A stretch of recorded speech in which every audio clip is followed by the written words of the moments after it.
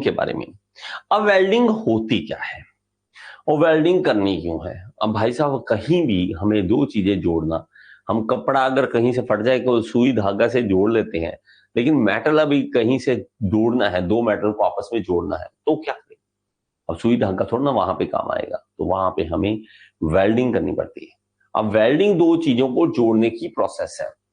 Welding is the process which is used for joining the two metal pieces of same or different material. चाहे material same हो चाहे different हो, अलग अलग तरह की वेल्डिंग आती है जिसकी मदद से हम वेल्डिंग कर सकते हैं। और ये बहुत ही बड़ी कला है, बहुत ही बड़ी कला।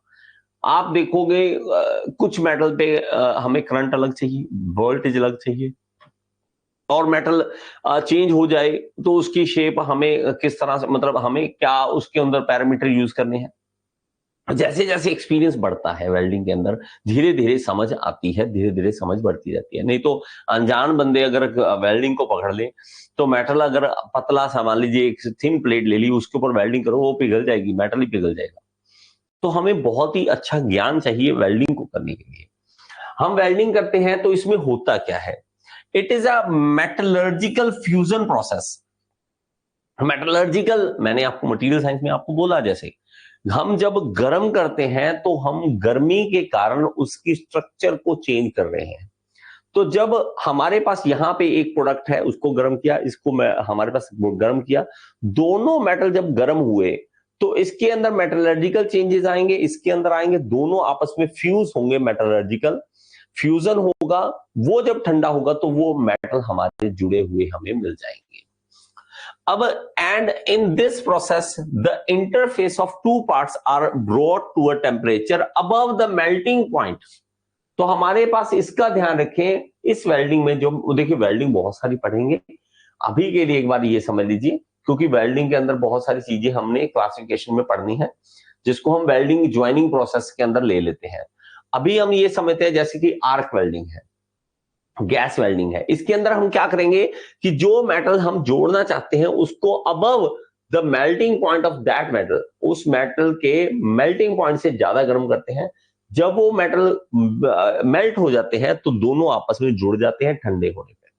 तो हमारे पास then it is allowed to solidify so that the permanent joining of the metal take place. तो परमानेंट ज्वाइनिंग उसके अंदर हो जाती है, और ये बहुत ही खास, क्या, ये एक परमानेंट ज्वाइंट बनता है। परमानेंट ज्वाइंट इसलिए बोलेंगे, क्यों भाई साहब, अगर इसको खोलना है तो तोड़ना ही पड़ेगा, और एक बार तोड़ा तो दोबारा से वेल्डिंग करनी पड़ेगी। जैसे नट एंड बोल्ट है, अगर कहीं पे नट एंड बोल्ट लगे, नट खोला, काम किया अपना, जो भी करना है लग गया, उसको जोड़ दिया, ज्वाइनिंग होगी दोबारा, बड़ी इजी थी। वो टेम्परेरी ज्वाइनिंग है, परमानेंट नहीं है ना। तो हम इनको परमानेंट में लेंगे, क्यों? क्योंकि एक बार वेल्डिंग होगी, उसको ऐसे नहीं यार साइड करना, एक मिनट दोबारा जोड़ना है, दोबारा नहीं जुड़ेगा। तो ये एक परमानेंट ज्वाइनिंग प्रोसेस आ जाएगी। हम देखते हैं वेल्डिंग को इस तरह से। तो हमारे पास इसको हम क्या कहेंगे? Base metal. ये क्या है हमारा? Base metal. जो भी मेटल जिसके ऊपर हम करना चाहते हैं, वेल्डिंग करना चाहते हैं, वेल्डमेंट बोल देते हैं जिसे, वेल्डमेंट बोल देते हैं, या बेस मेटल बोल देंगे जिसके ऊपर वेल्डिंग करनी है। तो ये हमारा जो है गर्म करना है इस एरिया को, और इसको इतना गर्म करना है कि मेल्टिंग पॉइंट से ज्यादा गर्म हो जाए, और जब ये सॉलिडिफाई हो तो ये आपस में जुड़ जाए। Okay, welded. अब तो कुछ बातें खास, अब हम जो एक्चुअल वेल्डिंग, आर्क वेल्डिंग वगैरह, वो सब कुछ पढ़ेंगे, लेकिन वो धीरे धीरे स्टार्ट होगा। अब पहले एक डेफिनेशन है जो बहुत ही इंपॉर्टेंट मानी जाती है, जैसे कि वेल्डेबिलिटी। अब वेल्डेबिलिटी किसे कहेंगे? वेल्ड की एबिलिटी, वेल्ड करने की एबिलिटी। ओके, उसको क्या है? The weldability may be defined as the property of metal which indicate that is with which two similar, sorry spelling mistake है, okay, two similar or dissimilar metals are joined by fusion with or without application of the pressure। अब इसको बड़े ही ध्यान से सुनिए, ठीक है, इसको बड़े ही ध्यान से सुनिए, इसको एडजॉइन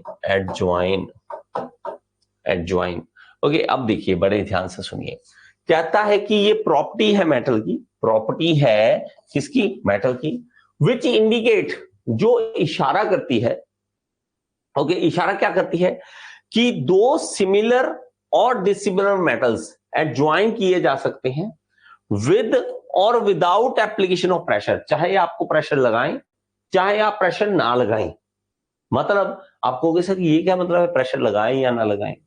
देखिए, आप जब आर्क वेल्डिंग की बात करते हो तो आप वेल्डिंग जब आप करते हो तो आप मेटल को, पीसेस को ऐसे दबा के जोर लगा के पकड़ते नहीं हो, नीचे रख देते हो, बस वेल्डिंग कर देते हो, प्रेशर नहीं लगाना पड़ता आपको। लेकिन कुछ वेल्डिंग्स ऐसी हैं जहां पे हमें फोर्स, धक्के से फोर्स लगाकर इसको जोड़ के रखना पड़ता है। ओके, जैसे फ्रिक्शन वेल्डिंग में बात करते हैं तो हम फोर्स लगाते हैं ताकि घूमे भी और आपस में जुड़े भी रहें, प्रेशर लगाते हैं। तो यहां पर कभी लगता है कभी नहीं लगता। एंड विद और without the use of film, okay okay, यहां पे क्या है, यहां पे है विद और without use of filler material, the weldability of metal is affected by the composition and thermal properties of matter, कि मैटर की थर्मल प्रॉपर्टीज के ऊपर बहुत सारा चीजें डिपेंड करेंगी। तो वेल्डेबिलिटी है कि आप किसी चीज को वेल्ड कर सकते हो या नहीं कर सकते हो। ओके, जस्ट होल्ड ऑन, एक मिनट।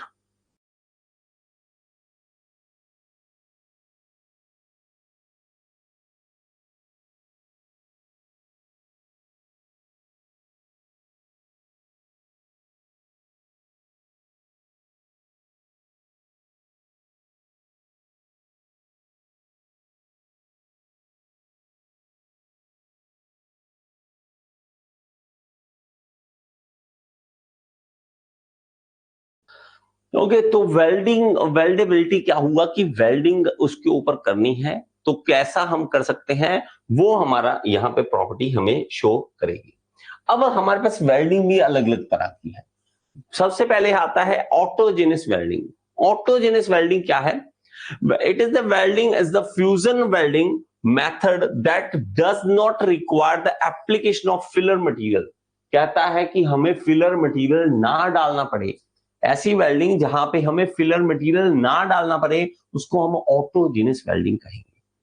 बड़े ही ध्यान से समझना, ऑटोजेनस वेल्डिंग याद रखो क्या, जिसके अंदर फिलर मटेरियल नहीं डालना। कि हम वेल्डिंग कर रहे हैं, तो आपने देखा होगा जब हम कभी वेल्डिंग करते हैं साथ में फिलर मेटल यूज करते हैं, फिलर मेटल यूज करते हैं तो हमारे पास वो नहीं यूज होगा तो उसको हम ऑटोजेनस वेल्डिंग बोलेंगे। Okay, to form a weld, since solid state welding process generally do not use filler material, they may also be classified as autogenous। तो हम इसको autogenous भी बोलते हैं। आगे आता है होमोजेनस वेल्डिंग। होमोजेनस वेल्डिंग किसे कहेंगे? तो process of joining similar metals with the help of filler material road. हमारे पास फिलर मेटल हम यूज करेंगे और खास क्या गया, सिमिलर मटेरियल को हम जोड़ेंगे। सिमिलर मेटल जब हमारे पास हो कि इधर भी मेरे पास मान लीजिए आयरन है, इधर भी आयरन है, दोनों जोड़ना चाहते हैं, अलग अलग नहीं होना चाहिए, सिमिलर होना चाहिए, तो उसको हम होमोजेनस वेल्डिंग बोलेंगे। ओके, इसके example gas metal arc welding है, इलेक्ट्रोस्लैग वेल्डिंग है, सबमर्ज्ड आर्क वेल्डिंग है, ये सारी वेल्डिंग जो है होमोजेनस वेल्डिंग बोलते हैं। ओके, हेट्रोजेनस वेल्डिंग किसे कहेंगे? हेट्रोजेनस बोलेंगे जब अलग अलग मटेरियल हो। ओके, तो हमारे पास in the heterogeneous process a filler material different from the parent material is used. तो हमारे पास जो है मटेरियल अलग, फिलर मटेरियल जो है अलग मेटल होगा, तो हमारे पास अलग होगा। यहां पे देखिए, एक बड़े ही ध्यान से सुनना, यहां पे हमारे पास अगर मान लीजिए मेटल हमारे पास दो है, ठीक है, मान लीजिए यहां भी आयरन है, यहां भी आयरन है, आप जोड़ना चाहते हो फिलर मटेरियल की हेल्प से, लेकिन फिलर मटेरियल जो है वो अलग ही है। मतलब ये आयरन है, ये आयरन है, ये नहीं है, आयरन नहीं है, कुछ और है। तो ये जब अलग आ जाए तो उसको हम क्या कह देते हैं? हेट्रोजेनस बोल देते हैं, उसको हम हेट्रोजेनस। जैसे कि soldering and brazing are example of this type. Soldering और ब्रेजिंग इसकी टाइप की एग्जांपल है, इसकी टाइप की एग्जांपल है। तो हमारे पास इसमें क्या था होमोजेनस में, इसके अंदर वही हमारे पास मटेरियल है, वही फिलर रोड है, सेम होगा, फिलर रोड भी वही होगा, मटेरियल भी वही होगा, सिमिलर मेटल्स होंगे, ये होमोजेनस है। लेकिन जब हम देखेंगे यहां पर तो ये हेट्रोजेनस में अलग फिलर रोड होगी, अलग फिलर रोड होगी। इसके अलावा बेस मेटल किसे कहेंगे? Base metal, the metal which is joined और cut is called base metal. जिसको हम ज्वाइन करना चाहते हैं या कटिंग करना चाहते हैं उसको हम बेस मेटल बोलेंगे। फिलर मेटल किसे कहेंगे? Filler metal is required to fill the gap between the parts to be joined. जब हम वेल्डिंग करते हैं तो हमारे पास उसके अंदर गैप रह जाता है, इस तरह से कभी भी एग्जैक्टली जोड़ नहीं पाते हम, इस तरह से गैप रहता है। जो उस गैप को फिल करने के लिए हम देखते हैं तो वो हम फिलर मेटल का यूज करते हैं। फिलर मेटल रिक्वायर होता है उसके लिए। ओके, नेक्स्ट हम चलते हैं फ्लक्स। ये बहुत इंपॉर्टेंट है। अब देखिए, हमारे पास जब हम मेटल के ऊपर वेल्डिंग करते हैं तो उसके अंदर इम्प्योरिटीज होती हैं। इन इम्प्योरिटीज को बाहर लाने के लिए हम फ्लक्स का यूज करते हैं। ये फ्लक्स जो है वो किस तरह से, मैं आपको छोटी सी एग्जांपल देता हूं। देखिए, अगर मान लीजिए, मैं छोटी सी, बड़े ध्यान से समझना इस एग्जांपल को, आगे से कभी भी फ्लक्स भूलोगे नहीं। मान लीजिए कहीं पे कोई गुंडे मवाली लोग हैं, एक एरिया है जहां पे बहुत गुंडे मवाली लोग रहते हैं। वहां पे अगर आप पुलिस पहुंचाओगे कि पुलिस पकड़ के उनको बाहर लाए, ठीक है, वो ज्यादा मुश्किल है। उनको पहचानना, उनके अंदर मिलना, उनको ढूंढना, ओके, पुलिस के लिए ज्यादा मुश्किल होगा। क्या करना पड़ेगा हमें? एक अपनी तरफ से पुलिस को गुंडा बनाकर, जैसे मूवीज में दिखाते हैं, आपने देखा होगा कि ये सलमान खान है जी, कोई और है, पहले वो गुंडा बनकर उनके साथ जाता है, उनके साथ मिलता है, बैठता उठता है, उनके बारे में जानकारी लाता है, फिर पकड़ के बाहर लाता है उनको। तो ये फ्लक्स जो है वो हीरो की तरह है। वो जाएगा, फ्लक्स जो है हम मटेरियल के अंदर डालेंगे, मेटल के अंदर वेल्डिंग करते करते डालेंगे, वो गंदगी को पकड़ेगा, अपने साथ मिलाएगा और बाहर ले आएगा। आगे से हमेशा ध्यान रहेगा ये आपको। फ्लक्स क्या करेगा? वो जाएगा मेटल के अंदर, पिघले हुए मेटल के अंदर गया, जो गंदगी है, जो हमें नहीं चाहिए, उसको ऑक्साइड्स बनाएगा, उसकी ऑक्साइड्स बनाकर बाहर लाएगा और ऊपर ऊपर तैरना स्टार्ट हो जाएगा। ऊपर ऊपर तैरेगा, उसको हम स्लैग बोल देते हैं कि ये स्लैग है। तो ये जो दिमाग है इसका, तो क्या गंदगी क्या लेके आए और ऊपर लाके अलग कर दें उसको मेटल के साथ, उसको हम फ्लक्स कहेंगे। Flux is chemical substance which used to remove oxides and other undesirable surface substances. So undesirable जो भी होगा उसको हम हटाना चाहते हैं। The type of flux use depends on the parent metal. तो पेरेंट मेटल पे डिपेंड करेगा हमारा कि कैसा आपका पेरेंट मेटल है, उसके हिसाब से हम फ्लक्स लगाएंगे। Which is to be welded. Mild steel does not require any flux. Mild steel को नहीं चाहिए because iron oxide has very low melting point, but non ferrous material such as copper and aluminium require fluxes. Mild steel को अगर आप पूछा जाए कि mild steel में कौन सा फ्लक्स यूज करेंगे, हम कहेंगे नहीं करते। ओके, अगर हम कहेंगे किसमें यूज कर रहे हैं तो हमारे पास एल्यूमिनियम, कॉपर, इसके अंदर हम यूज कर रहे हैं। ओके, आगे आता है डेपोजिशन रेट। डेपोजिशन रेट क्या है? जब आप वेल्डिंग करते हो, वेल्डिंग करते वक्त आप कितनी जल्दी से, स्पीड से वेल्डिंग कर रहे हो, कितनी जल्दी डेपोजिशन हो रहा है उसका, उसको हम डेपोजिशन रेट बोलेंगे।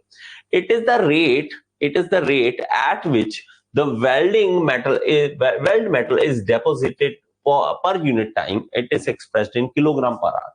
किस रेट पर उसके ऊपर डेपोजिशन हो रही है, किस स्पीड से आप उसको डेपोजिशन कर रहे हो। टैक वेल्ड किसे कहते हैं? जैसे कहते हैं ना, एक छोटा सा, मान लीजिए कहीं पे आपने जोड़ना है, एक छोटा सा ज्वाइंट बनाना है, हल्का सा टैक, इस तरह से, उसको टैक वेल्ड बोलते हैं। Okay, it is the small weld with which is used to hold the two pieces during the actual welding. किसी दो, मान लीजिए दो हमारे पास कंपोनेंट है, इस तरह से जोड़ने हैं। स्टार्टिंग क्या होता है, हल्का सा एक वेल्ड लगा दो ताकि वो आपस में जुड़े रहे, उसके बाद वेल्डिंग स्टार्ट कर लो। तो ये एक छोटा सा वेल्ड होता है, उसको हम टैक वेल्ड बोल देते थे। आई होप कि आपको ये वीडियो अच्छी लगी होगी, समझ आई होगी। अगर समझ आई है तो एक बार कमेंट बॉक्स में जरूर बताएं और लाइक का बटन दबा दिया करें। और अगर आप एसएससी जेई, आरआरबी जेई, किसी भी जेई एग्जाम की तैयारी करना चाहते हैं तो आप कोर्स ज्वाइन कर सकते हैं, मेरे साथ लाइव पढ़ सकते हैं। All in one AE JE course को ज्वाइन कर लीजिए। ये इस कोर्स का लिंक जो है आपको डिस्क्रिप्शन बॉक्स में मिल जाएगा और यहाँ पे ऐप का लिंक दे रहा हूँ। ऐप जरूर डाउनलोड करें, इसके अंदर फ्री एमसीक्यूज भी हैं जिसको आप अटेम्प्ट करके अपनी एसएससी जेई, आरआरबी जेई को क्लियर करने का सपना पूरा कर सकते हैं। Thank you so much.